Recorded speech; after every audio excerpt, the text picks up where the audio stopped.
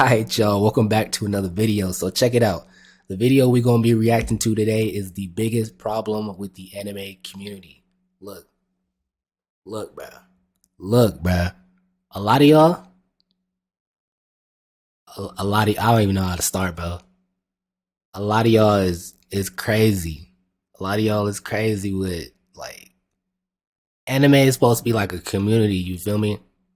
Or you respect each other and value each other's opinion. And I ain't finna go into it too much, but y'all crazy. So we just gonna, we gonna react to this video, the biggest problem with the anime community. And if you fall into any of the stuff bro was about to say, because this is my first time saying it, bro, look at yourself. Look at yourself. Alright? I'm telling you, man. We're gonna get it started.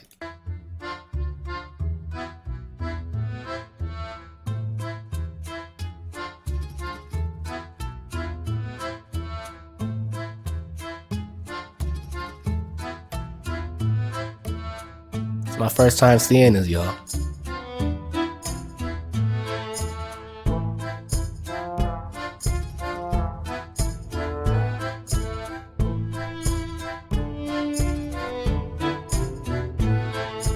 You're an anime fan, right? You've probably seen tweets and videos like this before. People talking about S tier this and F tier that, mid or peak, talking about why insert show here is better than you think or why insert show here is disappointing. A lot of people watch anime, and because of that, a lot of people have opinions on anime. Hey, look at this underrated gem. Wish more people would talk about it instead of this overrated show. Hey, is this character S tier? Is this character F tier? Hey, this is a 3-hour-long video essay about the Illuminati symbolism in Europe. All the time, bro. And how it relates to Dante's Inferno and the writings of Karl Marx. And hey, you know what? That's a good thing, right? Who doesn't like talking about, well, the things they like? We all like anime, right? Anime is a medium of art, and art should be analyzed and critiqued, right? And you know what they say, everyone's a critic. But that doesn't mean you have to be one. Hey. So, facts, bro. Facts. I'm telling you, look, man. Just watch what you want to watch, bro. Don't hassle nobody. Don't be disrespectful.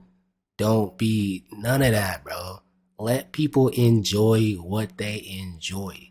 You ain't gonna catch me, shoving my opinions down everybody's throat, bro. Just watch what you want to watch and enjoy what you want to enjoy, bro. Don't shit on nobody's favorite franchise. Don't, you feel me? You get what I'm saying? I want you to picture the last time you watched an anime, and just to make this more applicable to anyone, imagine the last time you experienced any art entertainment medium in general, movies, video games, whatever. What was your thought process going into this experience? Well, first off, you probably picked it because you heard about it from a friend, or you saw someone talking about it online, or maybe you were just browsing Netflix or the Play Store and just saw something with a hot anime girl or boy and, it caught your interest. If it was a show, you probably watched the first few episodes to see if it was something you wanted to commit to, and if you did, you probably found some characters you liked, got invested in the plot, and then texted your friends when you were getting to the hype parts. Assuming you're a normal person, what you probably didn't do is mentally grade the art to determine its placement in an arbitrary tier list. What I've noticed is that for some reason, the mindset of being overly critical of art has become way more prevalent these days. Just look at the language used in some of these tweets. Everything is a superlative, a comparison, a grossly exaggerated opinion stated as if it's objective fact. It seems like these days more and more people are watching and consuming art just for the sake of critiquing it. There are people who will sit down and watch from the start with like a skeptical Sherlock Holmes looking face, just itching to call it mid or to say One Piece clears. And again, I'm focusing on anime specifically because that's what my audience knows, but like I said, this is something that's applicable to all art forms. People just have to get their opinion out on the new Drake album, or people just can't wait to see where the newest Marvel movie ranks on their extensively researched tier list. So everyone does it regardless. Look, bro, I'm gonna tell y'all right now. Like, everybody got their opinion. My nigga, I don't care. I don't care, bro. You can call it rude, you can call it mean, whatever, bro. If you like come to me and say this is better than this, I'm gonna expect an explanation, bro. If you just want to argue, my nigga, take it somewhere else. Regardless of the For real. medium, but damn, is it prevalent Like, in the anime and manga community. Which makes trying me to tell ask the y'all, bro. question, how do people have fun doing this? Do you guys even Facts. like anime? Or is it your life goal to watch shows just to say they're worse than your favorite show? And the worst part about it all is how objective and finite people are about these things. Let's look back at some of these tweets. How many S tier characters does this show have?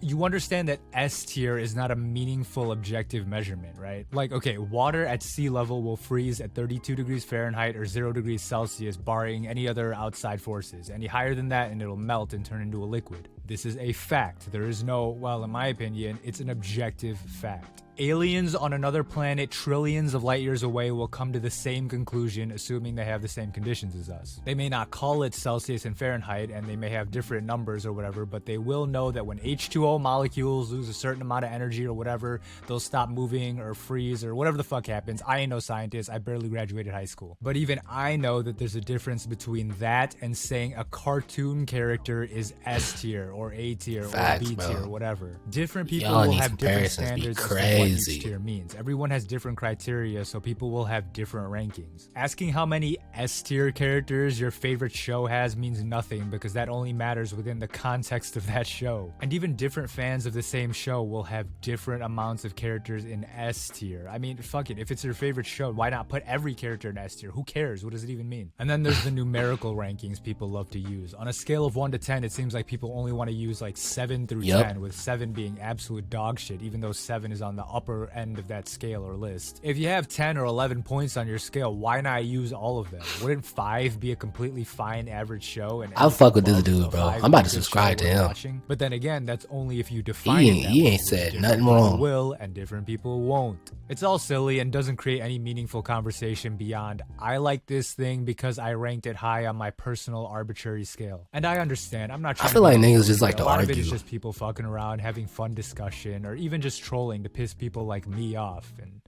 trust me, it's working. But that's only one part of the larger picture of art criticism. As you can probably tell, most people don't know what the fuck they're talking about when it comes to critiques. So that leads to the question, does art critique hold less weight in our world today? Is there even anything productive that can be said anymore that hasn't been said or that even makes any sense? And in our case specifically, is a misunderstanding of art criticism negatively impacting the anime community? Well, to answer that, let's look at what art criticism has looked like throughout history. I mean, just starting off straight up, the theory of art criticism, or the idea of it, is as old as art itself. I mean, you can imagine it didn't take long for someone to tell a caveman his deer painting was mid. But art criticism in the way we know it originated in the 18th century. The English painter Jonathan Richardson published an essay on the whole art of criticism. In it, he tried to create an objective system for ranking works of art. He had 7 categories like drawing, composition, invention, and coloring, with each one being given a score from 0 to 18. Sounds kind of similar to the rankings and numbers we use today, right? But guess what? Adding numbers to something doesn't make it an objective fact if the value you're attributing to them is based on your own opinion. In the centuries since Jonathan Richardson, people have tried their hand at the storied art of telling people whether a thing is good or not. Many of you probably know the famous film critic Roger Ebert, who was known as like the film critic. He was known for using his star rating for reviews, with 4 stars being the best a movie could get. Again, it's the same idea. There's no quantitative difference between 3 stars and 4 stars, or 2 stars and half a star. It's whatever Ebert himself decides to give.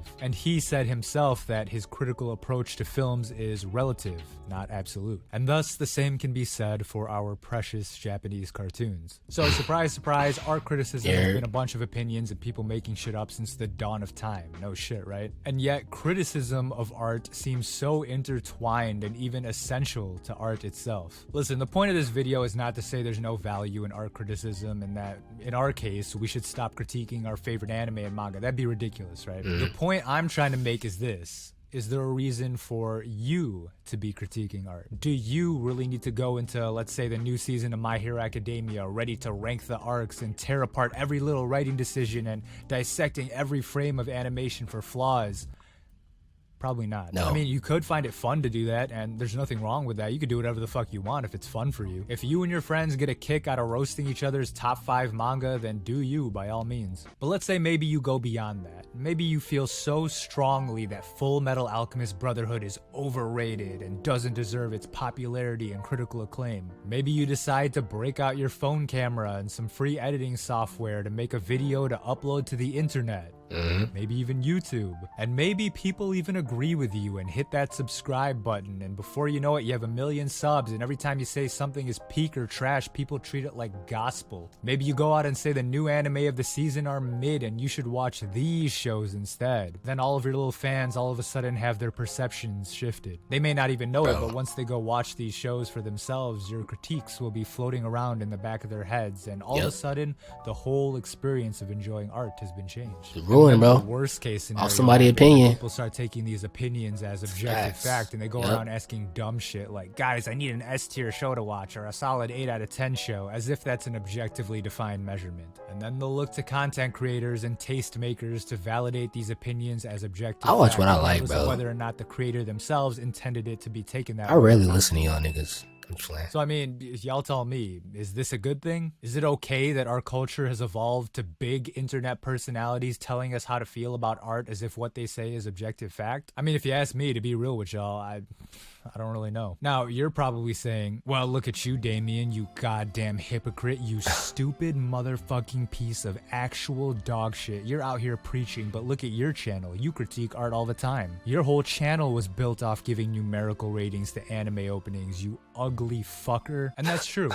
I am an ugly fucker. But it's also true that I critique a lot of art. I think the important thing to note with me ranking and critiquing anime and manga is I'm just joking most of the time. For real, it's not that deep, and I even say it in every video. It's just my opinion. And I'm telling you, y'all, like, I'm cool. I'm cool with opinions, bro. If you got an opinion, bro, that's great. That's your opinion. But when you start, like, trying to really sell it like it's a fact, that's when I'm like, all right, you just want to argue, my nigga. Nah, bro. I'm over it. I'm over all that. You feel me? It's not like I'm treating my opinion like the word of God. Yeah. Even though it is. However, this does bring me to another Everybody thing got their opinion, man. Was the abundance of analytic content on the internet, and especially the insanely saturated world of video essays. A lot of people seem so excited to share their observations about a series. Whether it's a new interpretation of an old classic, or maybe stuff you might have missed in the latest episode of whatever, content like this has become a mainstay in the anime community. And hey, that's good. Art promotes criticism, but it also promotes conversation. And there's nothing better than talking about a series you like and digging deep to find hidden meaning, or just celebrating the things you think are done well, like, you know, animation or character writing. Like, I mean, come on, who hasn't gotten together with friends and talked about Attack on Titan theories or like ReZero symbolism? Analyzing and breaking down Dragon Ball, all great, that, bro. The problem here is similar to the problem with art criticism. Nothing is really objective in art. You can give all the evidence in the world to support your character analysis of Kiyotaka, but at the end of the day, someone might interpret it differently, and their opinion is just as valid as yours. No matter how big your subscriber count is. Like, Jesus, dude, people will break down an anime and throw around terms I like watched poor Charlotte. pacing, Charlotte was good, bro. Or poorly done 5 out of 10. Charlotte was use good. A bunch of obtuse film school terminology I fucked with treat it like it's a quantitative observation, as if they even know what these things mean, or as if they hold any weight for people just trying to have fun watching a show. This is a legit take that some people have, and this is the problem that I wanted to highlight, and basically the whole point of this video. We've reached a point where art criticism and analysis has become misunderstood by the general population. Objectively measuring art has become such a norm that it affects the viewing experience of regular people who don't even care about all the fancy schmancy art degree stuff. Younger kids who are just starting to get into anime are going in thinking that having a set in stone top 5 list and making sure every show is graded by tier is the norm and a requirement to being a I don't do it by tier, bro. fan. And I just do it by how much I enjoy it. There's nothing inherently wrong with doing any of this. It's not a shot at anybody. Right. It's not a complete condemnation of the idea of criticism and analysis. It's when people don't understand that at the end of the day, it's all opinions that it becomes a problem. It's when people feel the need to be critical for the sake of being critical that it becomes a problem. It's when people watch with the intent to find some obtuse meaning or content to pick apart instead of to find enjoyment that it becomes a problem. And worst of all, it's when people limit the enjoyment of others because they see their own taste as objective fact. That's when it becomes a problem. Because at the end of the day, the purpose of anime and the purpose of art is to evoke emotion and provide entertainment and enjoyment. All the critique and analysis is supplementary and not the main event. Basically, what I'm saying here is just enjoy watching anime, just enjoy reading manga, like whatever you want to like, and forget about what clowns on the internet have to say about it. You don't have to think about everything in relative terms like, is this better than that? Everything is opinions, nothing is objective, and you don't have to be an honors English teacher with the analysis every time you watch an episode of Kill la Kill. Let's just all have fun talking about the things we like, yeah? But yeah, that's the video. I hope you guys enjoyed it. Like and subscribe, leave a comment. But let's be real though, guys. Only my opinion is the right one, so listen to me when I say Bocchi the Rock is the anime of the year. That's the homie Damian, man. So, you know, that was the biggest problem with the anime community. Bottom line though, like what you like. Don't go into, you know, debates and stuff like that and act like your opinion's fact, because it's not, bro. You just another person who watched the show, bro. You ain't write it, you ain't produce it, you ain't animate it, you didn't do none of that. We exactly the same, man. So you know, but that's all I got for you. If y'all like this video, you know, like, comment, share, subscribe. Watch what you watch, like what you like, don't be an asshole, and I'll see y'all later.